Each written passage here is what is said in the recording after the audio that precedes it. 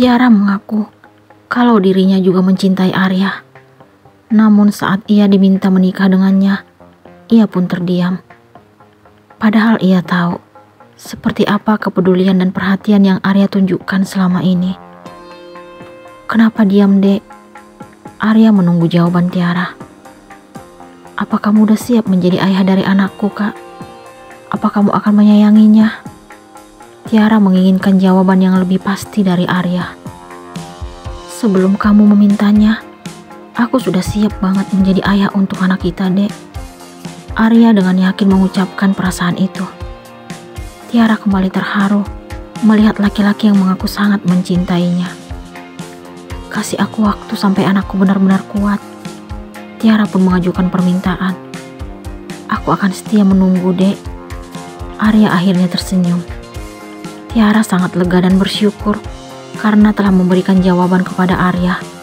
Ia kini merasa menjadi wanita paling beruntung karena laki-laki yang telah bersemayam di hatinya bersedia menyayangi buah hatinya yang baru ia lahirkan. Ia benar-benar telah melupakan masa lalu yang tidak menganggap dirinya. Ia berusaha bangkit untuk membuka hati hingga akhirnya berhasil membalas cinta tulus Arya. Ia sangat bangga mencintai laki-laki tersebut. Ia berharap agar Arya mampu memberikan yang terbaik untuknya dan sang buah hati.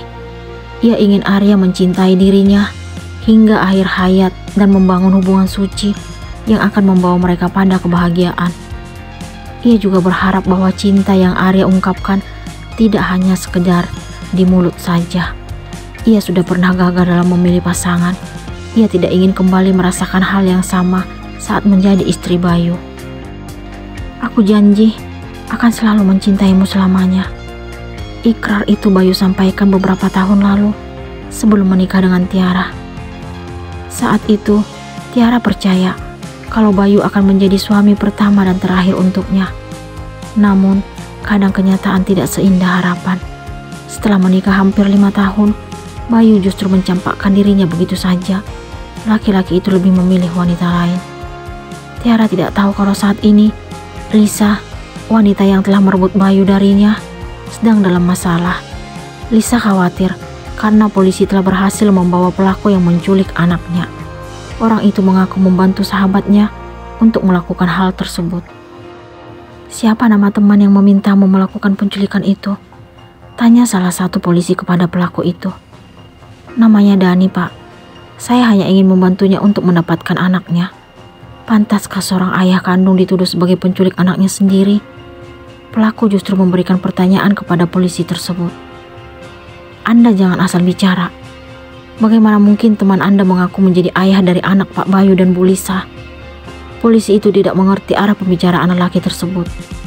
Begini saja, Pak. Kalau Bapak ingin tahu penjelasan lengkapnya, sebaiknya kita segera ke rumah teman saya. Laki-laki itu pun memberikan saran. Untuk memastikan siapa pelaku yang sebenarnya, 2 orang polisi dan laki-laki yang jadi tersangka untuk sementara akhirnya kini menuju rumah Dani. Pihak berwajib tersebut berharap agar penyelidikan mereka cepat selesai dan menemukan siapa penculik Keisha. Apa benar Anda yang bernama Dani? Tanya salah satu polisi setelah tiba di kediaman Dani. Iya, Pak. Saya sendiri, dan ini teman saya. Dani menunjuk ke arah laki-laki yang datang bersama kedua polisi tersebut. Boleh kita bicara sebentar? Tanya polisi itu kembali. Mari, Pak, silakan masuk. Dani pun mempersilahkan mereka masuk. Ia akhirnya menceritakan tentang kenyataan yang sebenarnya setelah mereka duduk di sofa ruang tamu. Ia mengaku sebagai ayah kandung Keisha. Ia tetap bersikukuh mengatakan kalau dirinya bukan penculik. Ia juga meminta agar polisi mengizinkan dirinya melakukan tes DNA untuk mengetahui kenyataan. Ia mengaku tidak takut untuk mengakui Keisha sebagai putri kandungnya karena kenyataannya memang benar seperti itu.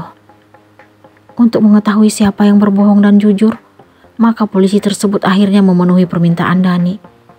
Mereka pun mengambil beberapa helai rambut Keisha dan Dani, lalu membawanya ke rumah sakit terdekat.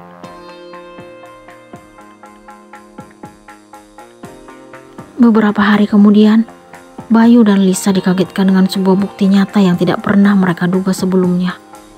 Dua orang polisi mengunjungi rumah pasangan suami istri tersebut sambil membawa hasil tes DNA antara Dani dan Keisha. Lisa hampir pingsan setelah melihat bukti yang ada di kertas itu. Sangat jelas tertulis di sana bahwa Keisha adalah anak kandung Dani. Ia merasa kalau dunianya telah terhenti dan membayangkan akan kehilangan semua yang ia peroleh selama ini. Maaf Pak, Bu, kami tidak mungkin melanjutkan kasus yang dilaporkan sebagai penculikan anak yang ada di foto ini, karena tidak mungkin seorang ayah dituduh menculik anak kandungnya sendiri. Polisi memberikan penjelasan sambil menunjukkan foto Keisha yang ada di ponsel. Ini tidak mungkin Pak, Keisha itu anak saya dan Lisa. Kenapa ada hasil seperti ini? Bayu tidak percaya dengan apa yang disampaikan oleh polisi tersebut. Untuk lebih jelasnya, Bapak silakan bertanya kepada Bu Lisa. Maaf, kami permisi. Kedua polisi itu akhirnya meminta izin pamit kepada Bayu dan Lisa. Bayu menatap tajam ke arah Lisa setelah polisi tersebut berlalu dari hadapan mereka. Ia ingin meminta penjelasan kepada wanita yang selama ini dianggap telah melahirkan penerus untuknya. Ia tidak terima dengan hasil tes DNA tersebut. Apa maksud semua ini? Tolong kamu jelasin sekarang. Bayu menaikkan suara. Lisa langsung berlutut, lalu memegang kedua kaki Bayu. Ampuni aku, Mas. Aku tidak bermaksud untuk membohongimu. Semua ini kulakukan karena besarnya rasa cintaku padamu. Selama ini, aku menganggapmu sebagai wanita yang akan memberiku keturunan. Tapi apa kenyataannya? Kamu dengan tega mengakui anak laki-laki lain sebagai anakku. Aku terlalu naif karena percaya dengan semua ucapanmu. Bayu mengeluarkan amarahnya. Tapi aku mencintaimu, Mas. Kalau kamu mencintaiku, kamu gak mungkin tega melakukan semua ini padaku. Sekarang juga, kamu pergi dari hadapanku. Bayu menjauhkan kakinya dari tangan Lisa hingga berhasil. Ia segera menuju kamar, lalu memasukkan pakaian Lisa ke dalam koper. Ia sudah tidak mampu menerima wanita yang dulu ia cintai itu untuk tetap tinggal bersamanya, sebab telah melakukan kesalahan tidak dapat dimaafkan. Ia pun keluar kamar, lalu menghampiri Lisa, kemudian melemparkan koper ke depan wanita itu. Ini barang-barangmu, pergi dari rumah ini. Jangan usir aku, Mas. Aku ini istrimu, wanita yang sangat kamu cintai dan mampu memberi kamu kebahagiaan. Lisa meminta belas kasihan Bayu. Istri yang hanya aku nikahi secara siri. Istri yang telah menyebabkan diriku berpisah dengan wanita yang dulu sangat aku cintai. Istri yang mengakui anak orang lain sebagai darah dagingku. Itu yang kamu sebut sebagai istri. Mulai sekarang, aku udah gak butuh kamu lagi. Pergi dari hadapanku. Aku jijik melihat wajahmu. Bayu benar-benar sangat marah dan kesal terhadap Lisa. Ia pun menarik tangan wanita itu menuju teras depan rumah. Setelah itu, ia langsung mengunci pintu dari dalam.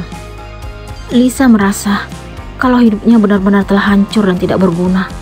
Apa yang ia peroleh selama ini akhirnya hanya akan menjadi kenangan, karena kenyataan yang ia hadapi sekarang, Bayu tidak membutuhkan dirinya lagi. Bayu mengempaskan tubuh ke sofa dan mengingat kembali sosok Tiara. Ia tiba-tiba menyadari kalau dirinya telah melakukan kesalahan. Ia tega mencampakkan wanita yang benar-benar setia demi perempuan pembohong. Ia pun meraih ponsel dari saku celananya, lalu mencari nama wanita yang dulu bersedia menemani hidupnya kurang lebih 5 tahun lamanya. Namun, nomor kontak yang dituju tidak aktif lagi. Ia sangat menyesal karena telah menceraikannya.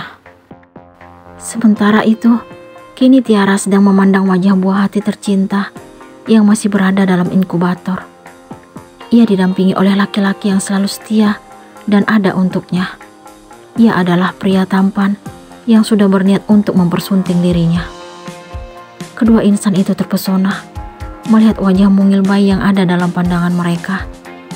Arya sangat bangga dan bersyukur melihat kebahagiaan di wajah Tiara. Ia merasa telah berhasil membuat wanita itu kembali ceria. Mata dan bibirnya mirip kamu, Dek.